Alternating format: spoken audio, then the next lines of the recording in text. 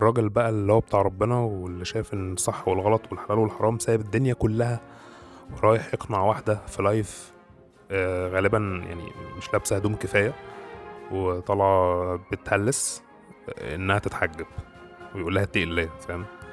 يعني انت سايب الدنيا كلها وداخل على الشخصية دي. او واحد مثلا برضو بيهلس هو كمان يقول له اتقي. يا عم انت عارف ان الشخصية دي اصلا هو موت كام صوت في دماغه عشان يطلع اصلا يعمل اللي هو بيعمله ده؟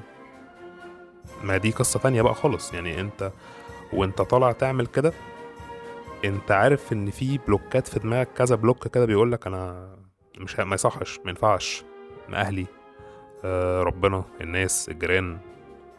فالشخص ده موت 50 60 صوت في دماغه وموت 14 صوت في ضميره، وانت داخل بمزاجك مشارك في وسط الناس دي كلها وبتتفرج وبتقول اتقي الله.